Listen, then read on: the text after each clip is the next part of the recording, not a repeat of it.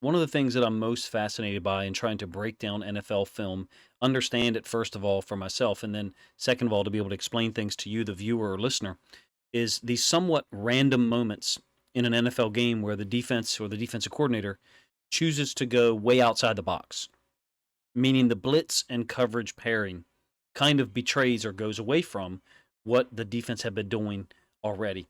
In this era of split field coverages, meaning a too high safety look pre snap, the opportunities to be random are maybe a little less unpredictable now, meaning you can't hide your intentions as much. Now, Mike McDonald would offer a different perspective there because he's really good at doing so. The two McDonald and Wink Martindale are the two guys, the two defensive coordinators I've watched the most film of since I started doing YouTube film study videos. I've also spent a lot of time watching Bengals film the last 3 or 4 years. Naturally so. They're a AFC North rival to the Ravens, number one. Number two, they've had two great postseason runs. And number three, I have a ton of respect and admiration for Lou Anarumo.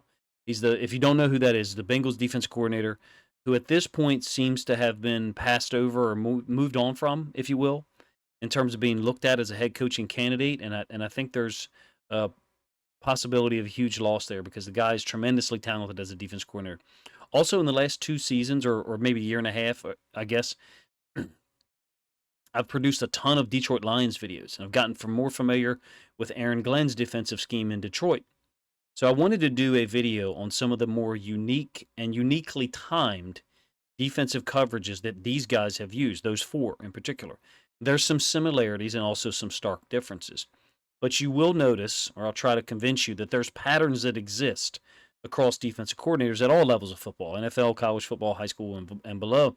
I'm certainly not saying all defenses are the same, but there are coverages that people play, and there's also coverage flow and attempts at various times by those defensive coordinators, the defensive staff, to betray their tendencies, basically to give the offense a look they were not expecting, whether it's on a 2nd and 8 or a 3rd and 4.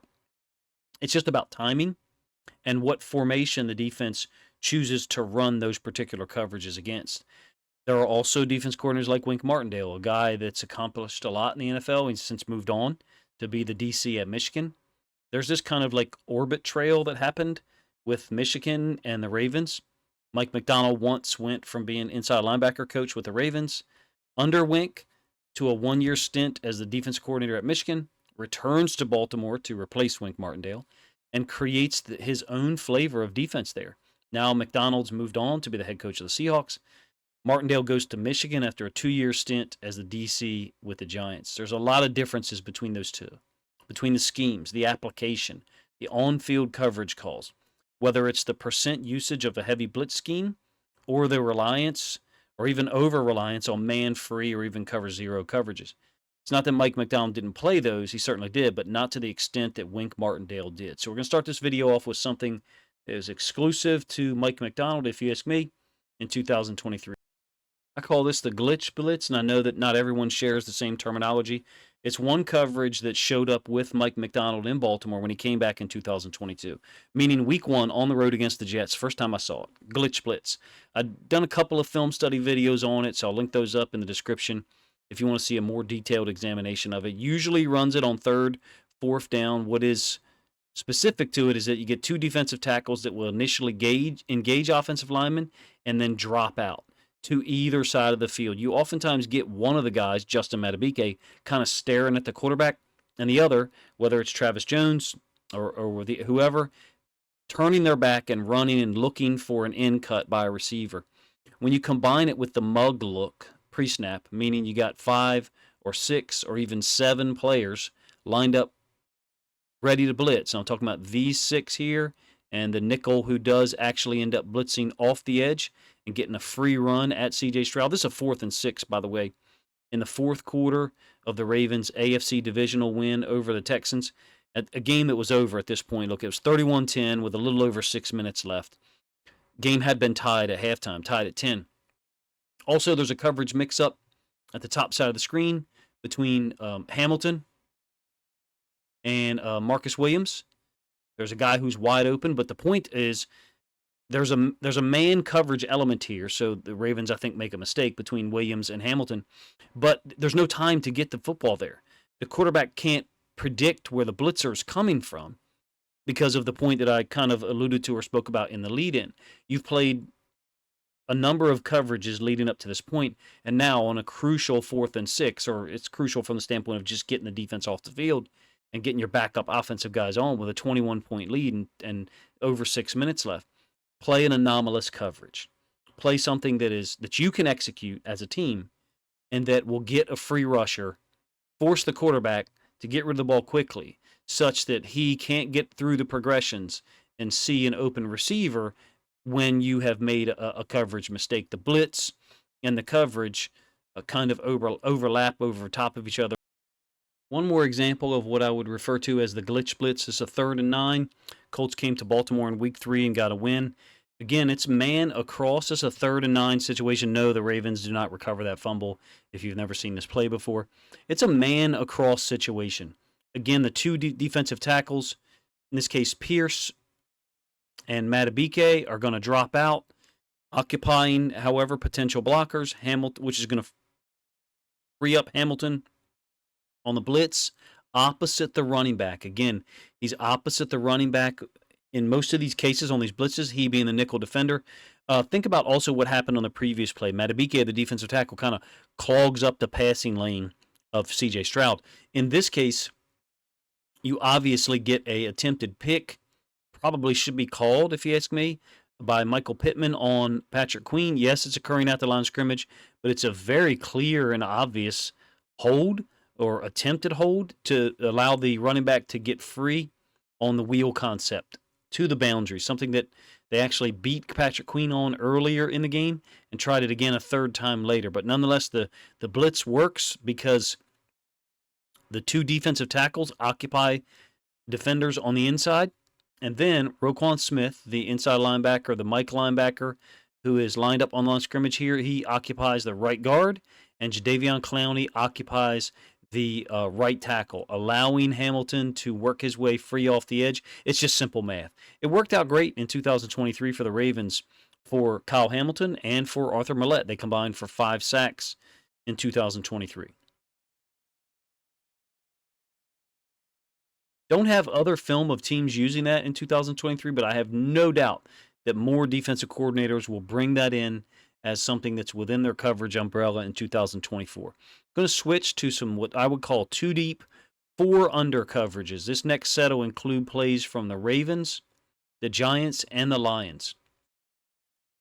All the teams that play this, well, it's really fun to watch, first of all, but it's somewhat risky version of cover 2. Because it allows the defense to rush 5. The math really doesn't work there in a traditional cover 2 sense. 2 deep with a 5-man rush. Well, there's only 4 players left on defense to cover the second level. Usually in a cover 2, you're talking about 4-man rush, 2 deep, which leaves 5 underneath droppers.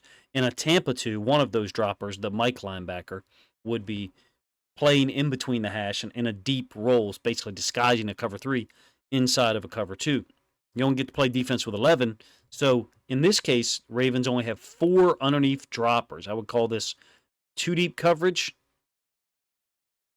with 4 underneath droppers, a corner, a linebacker here in the middle of the field, and then a defensive end or OLB, Jadeveon Clowney. So there's your 4 underneath droppers. Your 2 deep coverage allows you to bring 5. It's a brilliant throw, man, by Joe Burrow. It ends up being ruled incomplete, rightfully so. It's a catch up the right sideline. The cover 2 situation, whether it's Tampa or regular cover 2, or this one, 2 deep, 4 under, I don't know what other people call it, the weakness of it is up the sideline. Up the sideline, over the top of the corner level, and outside of the safety, such that you're working into that hole, into that open space. So Joe Burrow hits this like perfectly. It's a sick throw. It's Irv Smith up the sideline, but this coverage does a great job of dealing with Higgins as the number 2 receiver, Boyd as the number 3, and then Chase as the backside X with potentially a corner and a safety to deal with him 2-on-1 over there, forcing Joe Burrow to go to the tight end up the sideline. And unfortunately for the Bengals, like I said, it was ruled incomplete.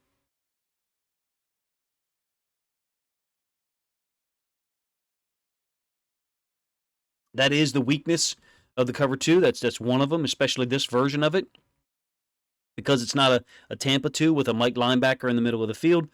Your safeties aren't as wide. Again, I think a Tampa 2 is really a cover 3 masquerading as a cover 2. Here is Wink Martindale and the Giants running the same thing, but doing it from a slightly different look. The free safety is actually off screen. He's hidden. So I guess we got the all-21 here to start. This is 2nd and 17 for the Rams, week 17. I will not pretend to have as much familiarity with what Wink did in New York. The film that I do have, 6 games, there did seem to be some type of adjustment for him from a complete reliance on man coverage or man free to some of these situations. Maybe it's not crazy because it's not a crazy coverage, 2 deep, 4 under, but somewhat risky. I think Wink enjoys taking risks, number one. Number two, you've got the blitzer off the edge who is lined up over the X receiver, Demarcus Robinson, who's identified. Rolling to the flats. The free safety who you start to see here is rolling to the half. You got another safety rolling to the half. And I'll pause it here again in a moment so you can see the 2 underneath droppers from the mug look. Somewhat broken 4 under, 2 deep. You certainly don't have these guys at the same depth, so it doesn't look clean. But there is this way that I was taught to try to determine coverages is look at things pre-snap. Look at things for however the routes sort themselves out. Also, just pause it at a certain point. It doesn't really necessarily matter who the player is for real. But when they blitz the corner, it basically puts everybody on a string. This safety is rolling down to be the corner there. The free safety in the middle of the field is rolling to that side, independent of what's happening on this side of the field. Meaning the guys up top that I said were on a string are running the cover 2 to that side, and they're running the cover 2 down here to the trips. Stafford sees the free safety, though. And so once the free safety goes with Puka Nacua, who was the number 3 receiver from the other side, Stafford hits Demarcus Robinson, who had, like I said, ID'd the corner blitz for a nice gain. To the backside of trips, that will be the weakness, because you have only 4 underneath droppers. So the weakness would be, this space in here, where you would normally have the 5th underneath dropper. If you did have 5 underneath droppers, you'd be accounting for that space. You call it the hook, call it the hook to curl, whatever you call it. It's to the single receiver side, away from trips. And when you have an offensive line as good as the Rams do, also, too, you got to give credit to the running back. I think Kyron Robinson did a great job of stoning the blitzing outside linebacker. I still do really like this coverage, even on a 2nd and long, because in a typical situation with a 5-man rush, you are going to be able to get pressure. All right, the Lions, similar concept. Getting to the same coverage look, but in a different way. Week 15, in their beatdown of the Broncos, this is a 3rd and 10, so there's a slight difference here. A couple of them. Number one, this is a 2-by-2 formation. So the Broncos have 2 receivers to the left, 2 receivers to the right. Of course, one of them to the boundary is a tight end. But it's not a trip set. It's a 2-by-2 formation. Different from trips, the things that I have shown you so far. 3 safeties on the field for the Lions are blitzing one of them late. Ifeatu Melifonwu.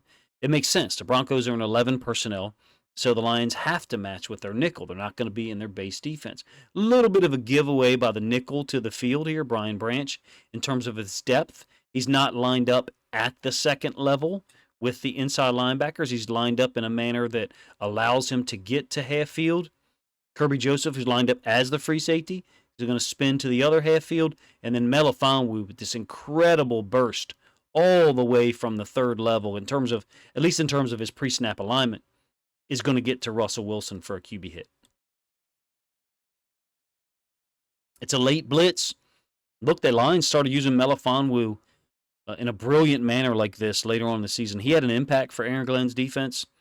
You do also have Aiden Hutchinson dropping into coverage. One of the things I want to talk about and kind of mention with so many of these coverages, if you're getting a blitz either off the edge with a nickel defender or through the B gap like this one, you're generally going to get the OLB on the opposite side, being the dropper, dropping out into coverage, if you're getting to some type of cover too. Clearly his pass rushing skills, his being Aiden Hutchinson, not being utilized on this call, which is where you'd like to see him. I will pause it here one more time because I've done this with the other plays so you can see the the delineation of the two deep defenders. 4 under, there isn't, again, this perfect line. And Sutton kind of carries, I think that's Sutton he's guarding down there, to be honest with you. But you're able to run various coverages depending on the situation if you're unpredictable. And these coverages, this 2 deep, 4 under, I think, it's not my favorite in terms of the best in the NFL. I don't think it's the best coverage in the NFL. That's not what I mean when I'm going to say that it is my favorite. It's my favorite because there is this somewhat balanced nature to it with a 5-man rush, but still being able to have zone-dropping defenders who geometrically are placed at different widths and depths in order to be able to react to the quarterback's throw. I do enjoy seeing the coverage used. I'm not pretending it's the best coverage in the league at all, but it's one of the ones that I enjoy seeing the most, and I'd like to get some more film of. And let me know if you'd be interested in seeing that just on that coverage, 2 deep, 4 under, because I think it is anomalous, number one, and there's so many teams that have utilized that coverage. It wouldn't be a Ravens video, it wouldn't be a Lions video, it would just be focused on one coverage that I think is irregular, used a little bit less often than traditional cover 2 looks. All right, different blitz here, not 2 deep, 4 under. The Giants actually blitz behind the motion against the Rams. This is that same Week 17 game. The Rams won it 26-25 on the road. Anyway, the Rams are in bunch to the field. They're right. And the Giants bring pressure from that side. You also get a drop down from the safety on that side. And they nearly pay a big price for it. So the Giants are going to be blitzing 2 players from their left, the bottom side of the screen, and this safety is going to drop down. The screen ends up going to Kyron Robinson to the boundary away from the blitz. So again, the Giants are blitzing behind the motion.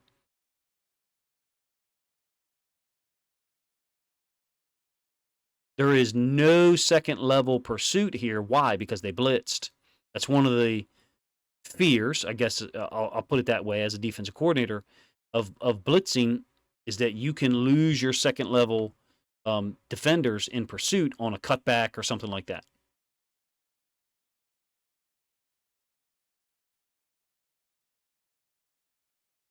In this case, Williams does pick up the first down. The Giants nonetheless almost open themselves up to an even bigger play. Of course, 41, one of the inside linebackers, does miss the tackle here, such that after he misses, there's no help on the inside. You can see 24 trying to recover and get there. He ends up not being the player responsible for making the tackle.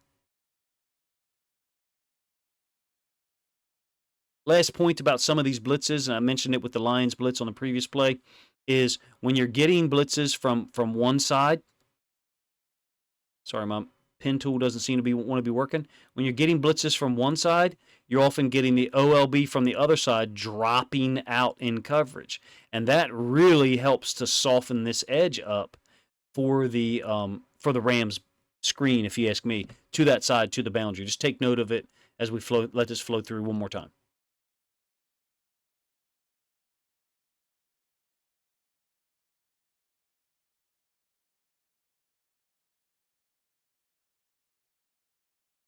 This is going back to week 1, a totally different coverage, still only 6 players in coverage, so a 5-man rush. Ends up being 3 deep, 3 under. I would call it a zone blitz. It's a 3rd and long for the Texans, week 1. It's a mug look by the Ravens. There ends up being 7 guys on the line of scrimmage, and Kyle Hamilton's also lurking at the second level. Turns into this 3 deep, 3 under coverage, conceptually similar to the Giants play, the one I just showed you, except they didn't have a Hamilton in the box who was skying to the middle of the field from an inside the box alignment. Got to give credit too. Stroud does a great job of finding space to his right and almost completing this pass. It was kind of a given, really, that he would escape to that side. I'll cover it in detail here in a moment from the end zone angle. Oweh, the OLB to that side, had dropped out. So there was no edge rusher to that side at all. And when you get the end zone angle, you'll see exactly what I'm talking about. Stroud kind of throws it a little bit across his body to Robert Woods. Very catchable ball, almost completed pass, but a great effort by Patrick Queen. So you'll see what I'm talking about here. Why Stroud is able to escape to that side so easily. why he has such an, well, it's not easy because Ardarius Washington being the nickel blitzer, again, he's blitzing off the edge, OLB to the boundary. On the other side is dropping out in coverage. You can see the theme that's going on here. But you got multiple guys occupying offensive linemen, occupying blockers. Again, it's not an easy escape for Stroud, but there is no edge rusher at all. You got to give credit to the running back as well for getting a little bit of a shot on Ardarius Washington. But look at how these guys are occupied. The defensive tackle has got to occupy the guard. Oweh occupied the right tackle, even though Oweh dropped out. And then do the math. Roquan Smith, you got that's the center. Left guard occupied, left tackle occupied, and there's the free rusher off the edge. It's the way it works from a mathematical standpoint. It just trickles down from the defensive tackle that occupies the right guard. They're just trading out players and then dropping guys out. In this case, Oweh, sometimes it's D tackle in the glitch blitz, forcing the offense to use offensive linemen to account for blitzers who are not trying to rush the quarterback.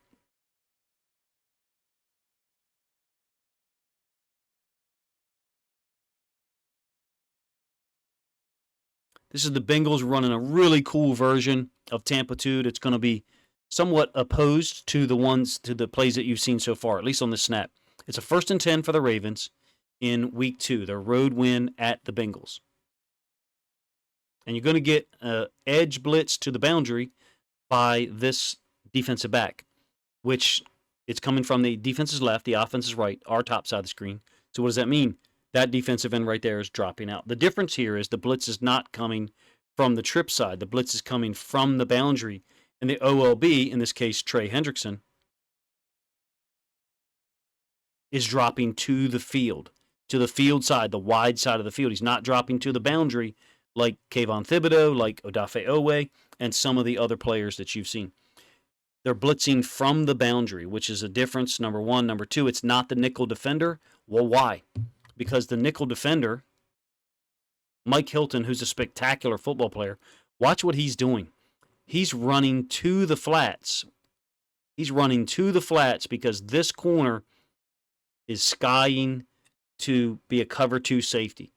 The other side is going to be a typical cover 2 with that safety and the corner up here kind of squatting in the flats.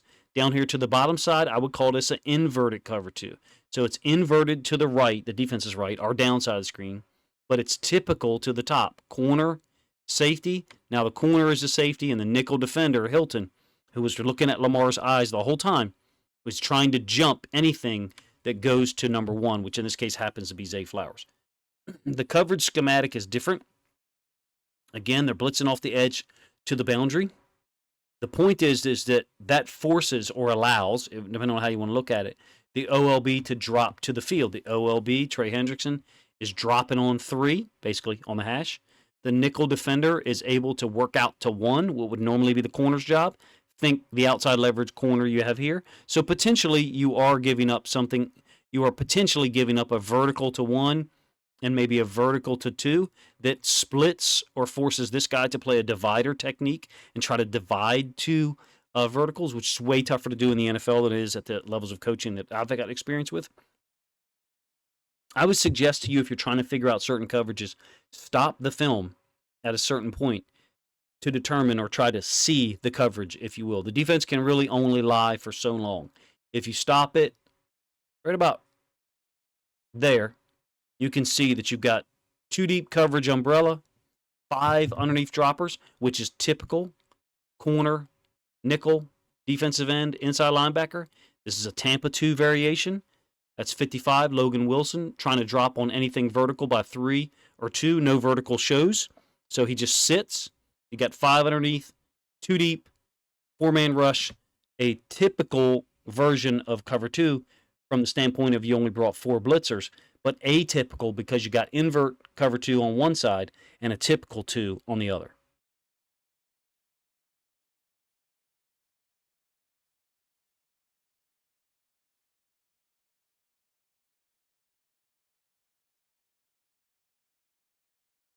All right, let's look at another anomalous type of coverage, double corner blitzes. This is the last selection of plays that I'll show. you end up with this ability to get pressure on the quarterback from the edge, but perhaps not have enough guys, enough second level players to cover the space horizontally if the quarterback can get it off. Now, Russell Wilson happens to be under center here on this 1st and 10 from week 15. Kendall Vildor, the corner from the bottom side of the screen, is going to blitz free. Sutton, I think it's Sutton from the other side, is going to be the blitzer to the opposite side. Vildor with a free run. There is something to be said for this call, if you ask me, in terms of when you call it as a defensive coordinator, meaning the Broncos only had 2 wide receivers go out in the route. It's 12 personnel, and it ends up being max protection by the Broncos. I don't think that's a coincidence that Detroit went to this blitz, kind of vacating space on a play when the Broncos only had 2 receivers out there. What we're talking about here is the Lions understanding 12 personnel, negative 25-yard line, 1st and 10, depending on what the score and time left in the quarter or half is, that we're looking at something's probably going to be max protection. Because Russell Wilson's under center, Vildor, who took a little bit longer to get there, is able to get there and go to quarterback hit. It's not that Vildor wasn't exploding. He was.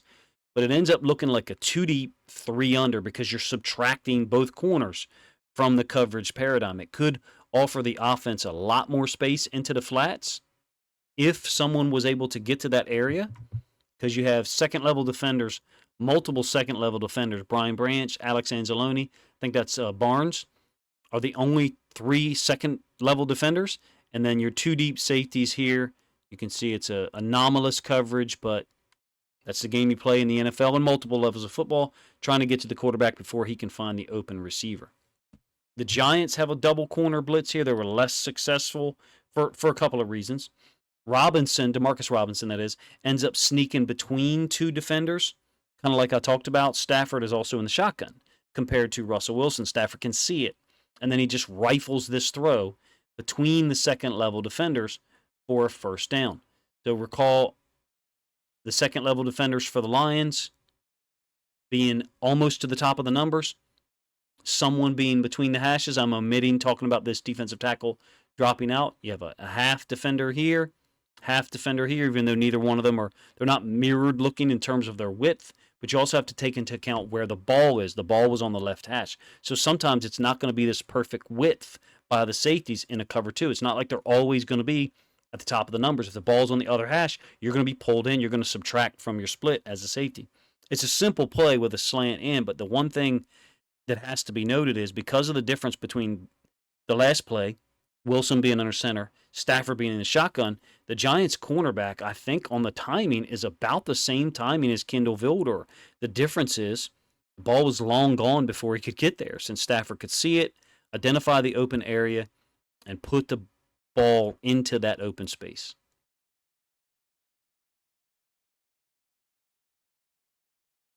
Last one, double corner blitz, that the Ravens used against the 49ers.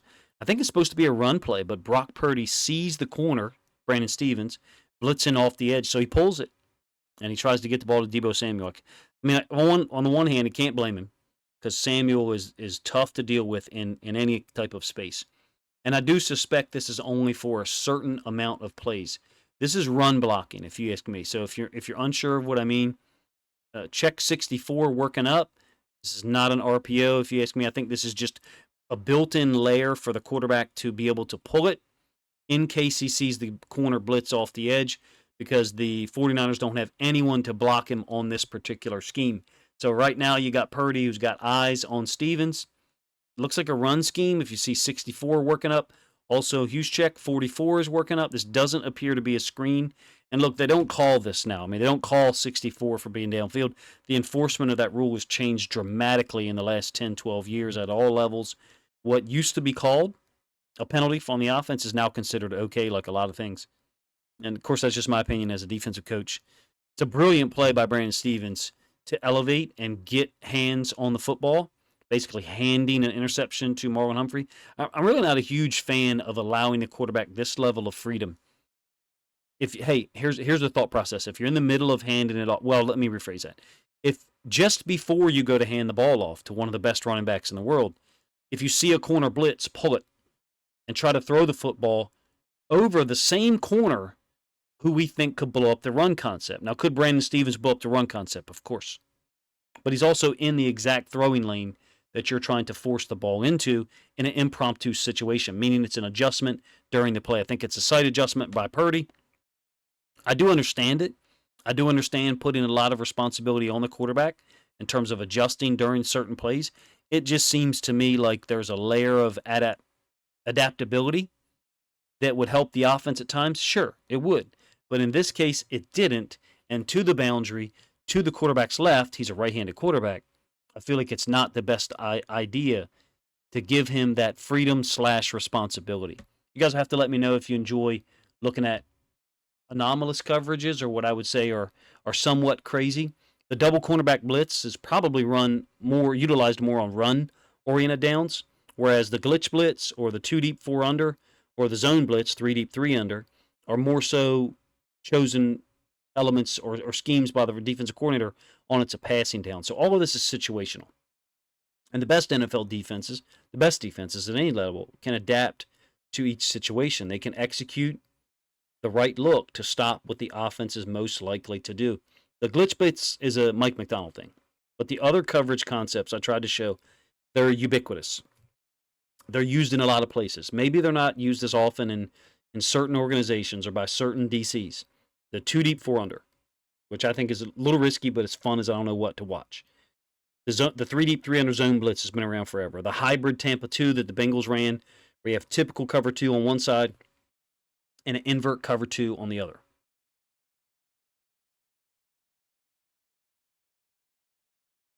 And then the double cornerback blitz that I showed at last. I think they're used by many teams.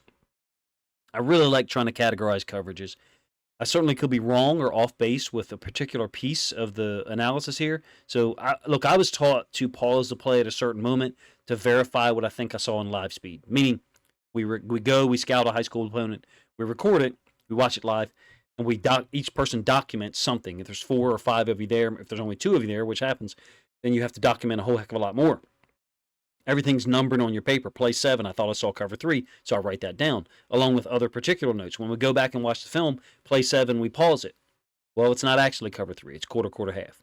Or it's not actually cover 3. It's man over there to one side, and it's a zone combo down here to the bottom, what we used to call zebra, meaning zone away from the run strength. Excuse me. I've seen arguments ensue about coverages for like 40 minutes over one play. So I'm comfortable enough to hear or read. If you've got a different interpretation of one of these coverages, go right ahead and let me know in the comment section. It won't offend me. I think the element, one thing to mention here, the element of NFL DBs staring at the quarterback so much adds another complicating factor at times, because they'll sometimes show up one zone away from where they're supposed to be based on where the quarterback looked initially. Basically, they drift. It could also cause them to get burned and give up big plays at times. I offer that, in fact, I think it hurts certain teams more than others, but certain coverages and time constraints means that the defensive staff only has a certain amount of time to teach it, for those moments. You guys, let me know if you enjoy looking at coverages the way I do. I've tried to categorize, I think I've probably got about 350 plays on defense categorized into 8 or 10 different coverages. Tried to package some of them here to see what people would like to see more of. Personally, I'm going to do something on the 2 deep 4 under because I'm fascinated by it. Appreciate you guys' time.